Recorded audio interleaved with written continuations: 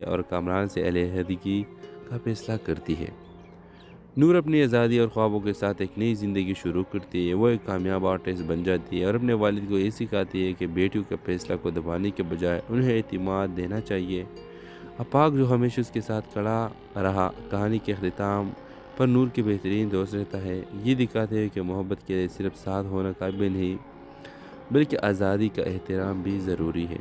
یہ ڈرامہ ہر عورت کے لیے ایک مثال ہے کہ چاہے زندگی کتنے ہی مشکل ہو، خود پر یقین اور خوابوں کی روشنی کبھی مدھم نہیں ہونی چاہیے۔ یہ کہانی والدین کے لیے بھی ایک سبق ہے کہ وہ اپنے اولاد کے خواہشات کو دبانے کے بجائے انہیں پروان چڑھنے دیں۔ تو ویو، اس ڈرامے کے حوالے سے آپ کا کیا رائے ہے؟ اپنے رائے کا اظہار لازمی کمنٹ کریں اور ساتھ میں ہمارا یوٹیوب کا چینل سبسکرائب کرنا مت بھولیے۔ Thanks for watching. اللہ حافظ۔ ویورز، اس ڈرامہ سیل کے آغاز میں آپ دیکھیں گے یہ کہانی خوابوں، محبت اور خودی کے جستجو پر مبنی ہے، جہاں رشتوں کا حقیقت اور انسان کی اندرونی طاقت کہانی کو آگے بڑھاتی ہے۔ کہانی کے مرکزی کردار نور ہے، جو اپنے خوابوں کی روشنی میں اپنی شناخت تلاش کرنے کی جستجو کرتی ہے۔ نور ایک خوشحال مگر روایتی خاندان کی اکلوتی بیٹی ہے۔ اس کا والد سجاد ایک سختگیر انسان ہے جو نور کے ہر فیصلے پر حاوی رہتا ہے۔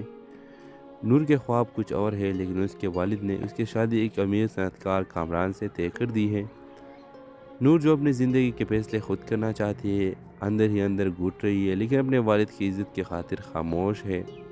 شادی کے کچھ دن بعد نور کو پتہ چلتا ہے کہ کامران ایک خود غرض انسان ہے جو صرف اپنی کامیابی اور دولت کو اہمیت دیتا ہے۔ وہ نور کے جذبات اور اس کے خوابوں کو سمجھنے سے قاصر ہے، اور نور اپنی شادی شدہ زندگی کو بچانے کی کوشش کرتی ہے، لیکن کامران کی بے حسی کی اس کے عزم کو توڑنے لگتی ہے۔